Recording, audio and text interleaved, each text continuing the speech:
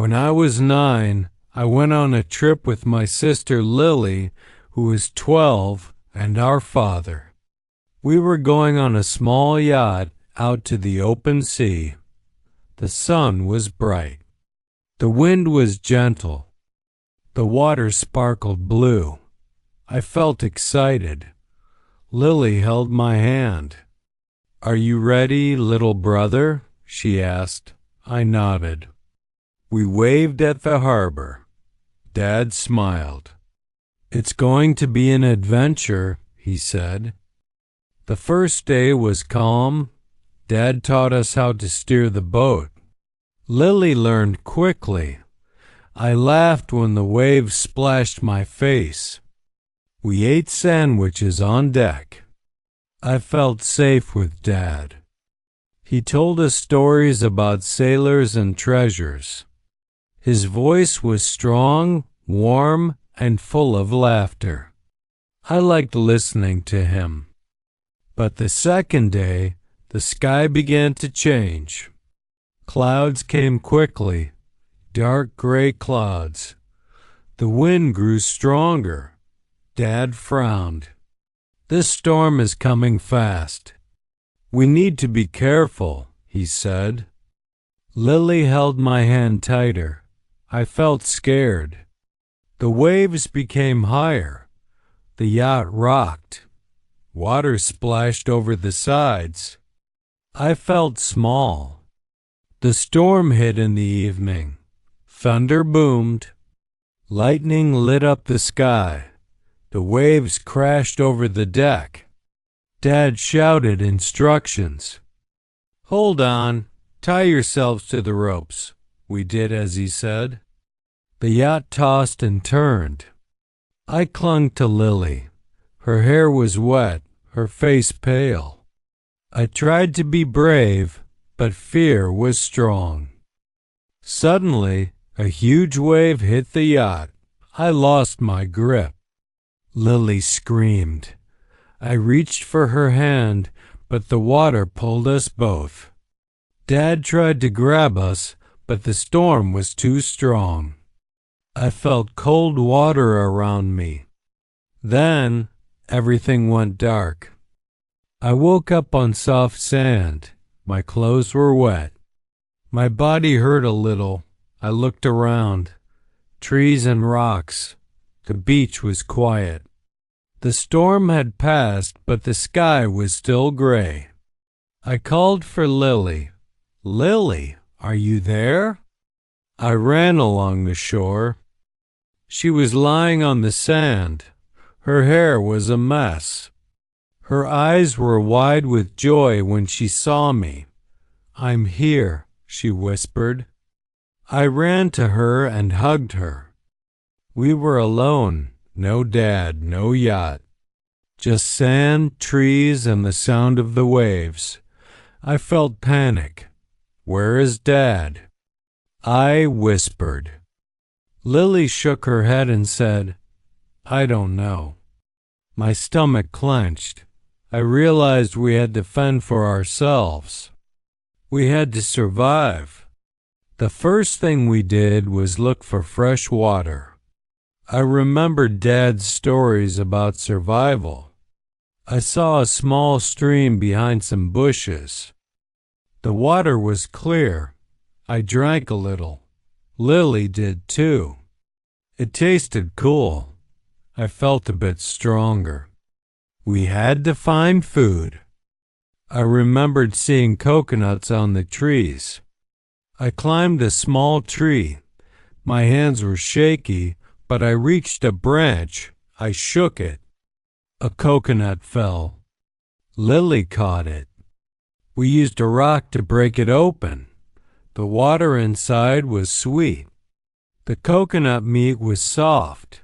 I chewed slowly. Lily smiled. "We can do this," she said. I nodded. We made a small shelter from palm leaves and branches. It wasn't perfect, but it kept the rain off. We called it our little hut. That night we huddled together. I whispered stories to Lily, just like Daddy used to do with us. She smiled and patted my head and said, "We'll be okay, my brave boy." I felt braver. The next morning, we explored the island. It was small, but full of trees and birds. We found some berries. I tasted one. Sweet and juicy. Lily gathered some more. We found crabs near the rocks. I caught one. We cooked the crabs over a fire made of dry leaves and sticks. It took a long time to build the fire, but Dad had taught us this survival skill, and we eventually used it to survive. The smoke stung our eyes, but the crabs were delicious. I realized we had to keep busy to survive. I made a small fishing rod from a stick and some string. Lily helped. We caught a few small fish. Each day, we gathered food, kept our shelter dry, and kept watch. By the third day, we were tired, but a routine helped us feel safer. Lily and I shared stories like we used to with Dad. "Do you think he is looking for us?" Lily asked. I didn't know. I wanted to say yes, but I wasn't sure.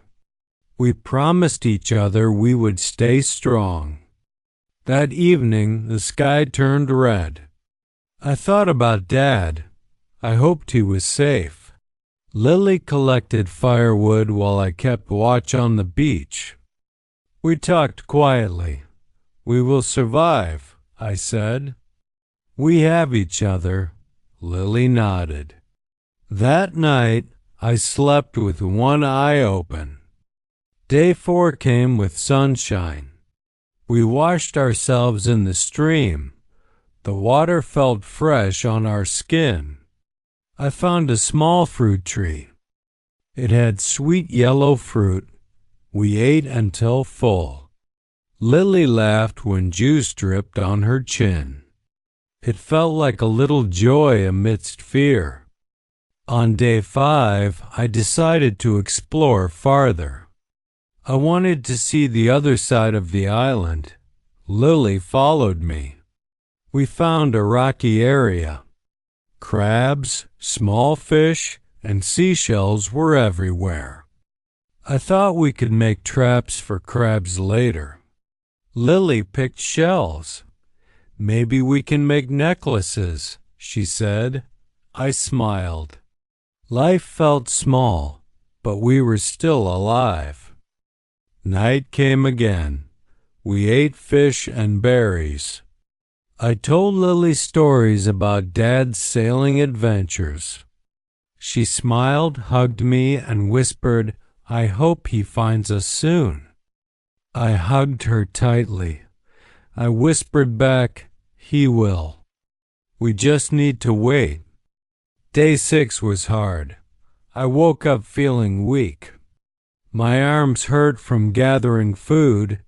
Lily's feet were scratched from climbing rocks. But we did not give up. We ate more coconuts and berries. We kept watch. I made sure our fire burned bright. Lily asked, "Do you think anyone will come?" I looked at the horizon. Blue water stretched endlessly. I didn't know. I told her, "We must stay together. We must keep trying." She nodded. We shared our last coconut water before bed. The night felt long, but we slept side by side, safe in our little shelter. Finally, on day 7, something changed. Early in the morning, I saw a small dot on the horizon. I squinted. It looked like a boat. I ran to Lily. "Look, a boat!" I shouted. Her eyes widened. "Dad?" she whispered. I wasn't sure, but hope filled my chest. We ran to the beach, waving our arms. "Help! Help!" we cried. The boat came closer. A man shouted, "Are you two okay?" It was Dad.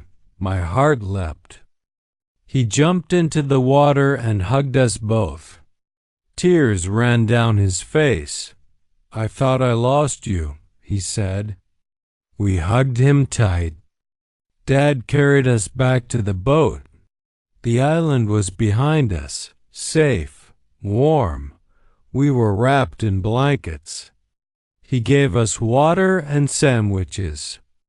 We ate slowly.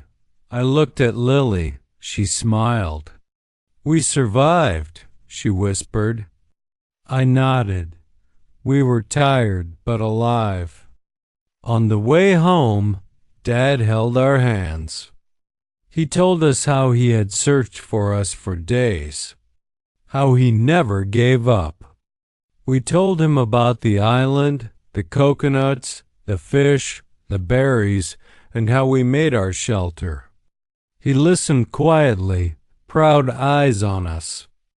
When we reached home, our neighbors welcomed us. We told them our story. Dad hugged us again. "You were brave," he said. I felt small tears. Lily and I smiled. We had survived together. We had learned courage, hope, and the power of being together. That night, in our own beds, I thought about the island. It was scary, but it had taught me to be strong, to care for Lily, to never give up. We had faced the sea, the storm, and the island. We had faced fear. We had survived 7 days alone. And now, together, we could face anything.